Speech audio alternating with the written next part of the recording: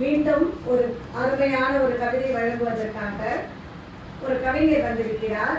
கவிஞர் மட்டுமல்ல, அவர் நாட்டுக்கும் வீட்டுக்கும் நன்னாள் உண்டு, எமக்கு எந்நாளும் ஒரு நாள் தான் என கம்பீரம் கலையாத காக்கி சீருடையில் எந்நாளும் நமக்கு அரணாக நிற்பவளே. உன் கைபேசி கடமையாற்ற அடையும் முன், மீண்டும் உன் கைபேசி உண்மை கடமையாற்ற அடையும் முன், காவலரே, ஆய்வாளர் அவர்களே, வருக, உன் கவிதைகளை தருக என அன்போடு இம்மன்றம் உங்களை அழைக்கின்றது. நாடு காக்கும் பணியோடு தமிழ் பணியும் சேர்த்தாற்றும் நங்கையே, உண்மை பாராட்டுவதில் இந்த சிந்தனையாளர் பேரவை மிகவும் பெருமை கொள்கிறது. வருக, உன் தம் கவிதை தருக. அவங்க பெரிய லிஸ்ட் இருக்குது, அவங்களோட பாராட்டு சொல்லணும்னா.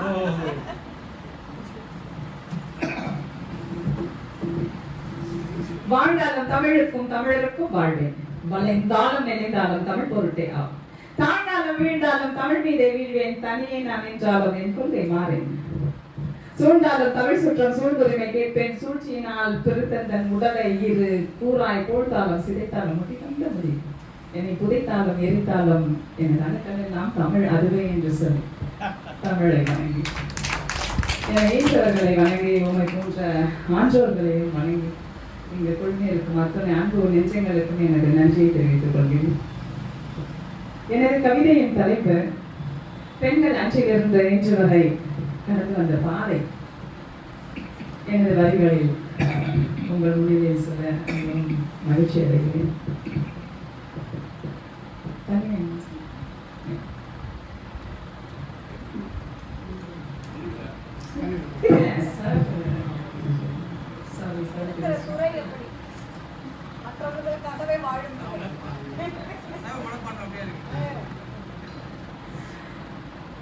பூமிக்கும் சாமிக்கும் பெண் என்று பெயரிட்டார், பூமிக்கும் சாமிக்கும் பெண் என்று பெயரிட்டார், மாதவாய் பிறந்தடா மாதவம் வேண்டும் என்றார், கங்கை என்றார், காவிரி என்றார், நிலர் என்றார், மலர் என்றார், துள்ளி விளையாடியவளை மலர் போல கிள்ளி எறிந்தார், சங்கம் தொடங்கி சமகாலம் வரையில் இயந்திரம் என்றார் என் குலதெய்வம், பின் தூங்கி முன்னெழுந்தால் துதிப்பாடுவர், சற்றே கண்ணயர்ந்தால் சபித்து கொட்டி திட்டி தீர்ப்பர், வசை சொற்கள் எல்லாம் வஞ்சியற்கென்று வகுத்து வைத்தார், ஆதியிலே ஈட்டுக்கல்வியும் எத்திவிடக் கூடாது என்று அடுப்படியில் அடக்கி வைத்தார், அது ஒன்றை வரம் என்று அறிவுக்கும் சொல்லி வைத்தார், ஏனென்று எதற்கென்று எதிர்கேள்வி கேட்டால், ஏனென்று எதற்கென்று எதிர்கேள்வி கேட்டால் வாயாடி என்பார் குல பாவம் என்றார், கற்பென்று கதை சொன்னார், தாலியை வேலி என்றார், வஞ்சக பெருமை பேசி வேலிக்குள் அடைத்து வைத்தார், பூவும் பொட்டும் புண்ணியம் என்றார், பணிவிடை செய்வதை பிறப்பின் பாக்கியம் என்றார், அதுவே பெண்ணியம் என்றார், மதங்களின் பெயரால் முடக்கி போட்டார், சாத்திரத்தின் பெயரால் அடக்கி போட்டார், பெண்களின் மதிகள் எழாதவாறு சதிகள் செய்தார்,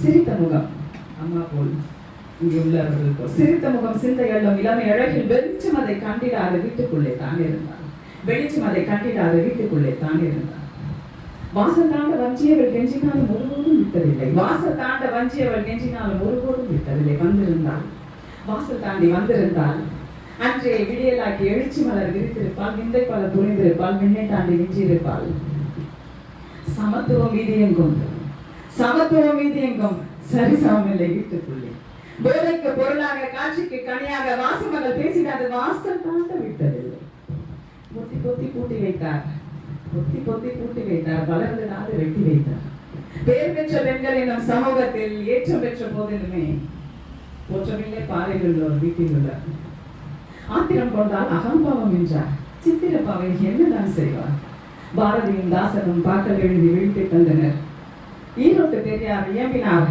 பூனைகளால் எலிகளுக்கு விடுதலை இல்லை என்று, பூனைகளால் எலிகளுக்கு விடுதலை இல்லை என்று, எலிகளும் புலிகள் என ரவுத்திரம் பழகும், ஏமாளித்தனம் எல்லாம் மூட்டை கட்டி எழுவோம் எழுவோம் எழுவிடல் அதில் எழுவோம் என்ற எழுத்துத்துறையிலும் ஏற்றம் பெற்றோம் என்று, காயங்கள் கொள்வதை கரியென கொண்டாலும் கால்தடம் பதிக்கா கலனிலும் உண்டோ, கல்வித்துறையோ காவல்துறையோ அரசு பணியோ ஐநா சபையோ விளையாட்டோ விண்வெளியோ பெண்கள் இல்லா துறைதான் உண்டோ, பெண் என்று